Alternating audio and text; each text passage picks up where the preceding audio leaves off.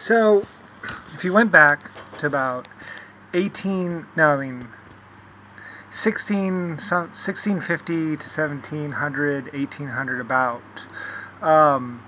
what I was doing is I was offering guaranteed citizenship. I believe it was the steam power era, industrial revolution. And so what I was offering people in places like the Congo and I think China, there's a couple of little, like if you roll the earth way back to before civilization, or when there's just like pockets of civilization, like a mini Britain, mini Germany, some sporadic places in America.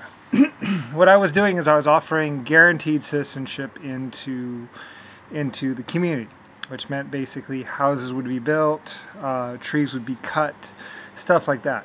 So if you worked at a mine, you would be guaranteed citizenship into a town, basically, or guaranteed citizenship into a country, almost of your choice, but nearby country. It depended on which country I was working with at the time.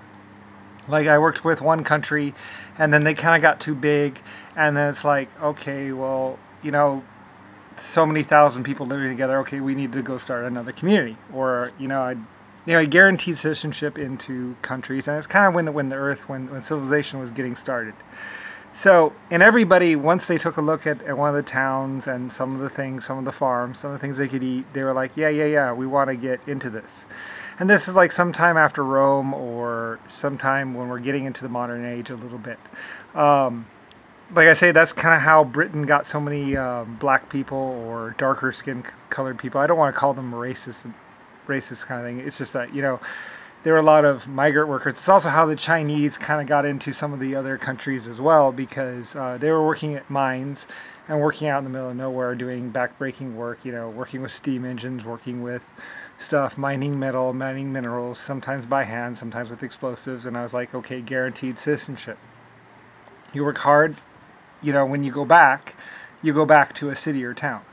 So, and besides, you can't really keep people out anyway. But when I was emperor or ruler of a country or whatever, whenever I was working with a country, I would offer guaranteed citizenship into that country for the workers that were working. So if people gathered around, started working at a mine, they were basically almost automatically citizens. And they could go home to a country where there was farms and food and everything else.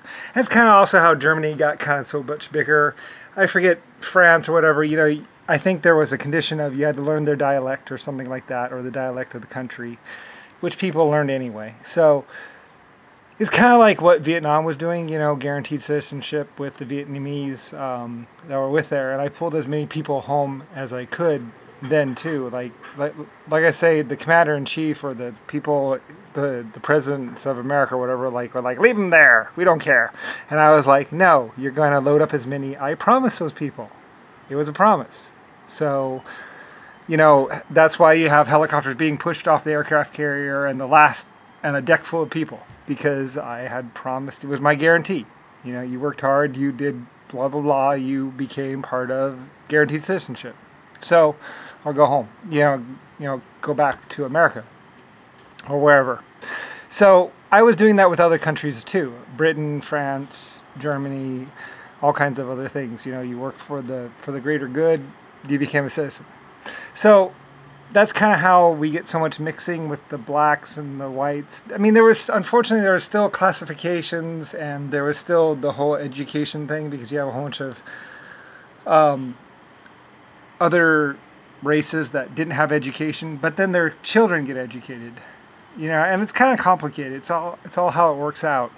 And that's kind of how I was doing civilization, and people were like, yeah, we want to go back to the cities.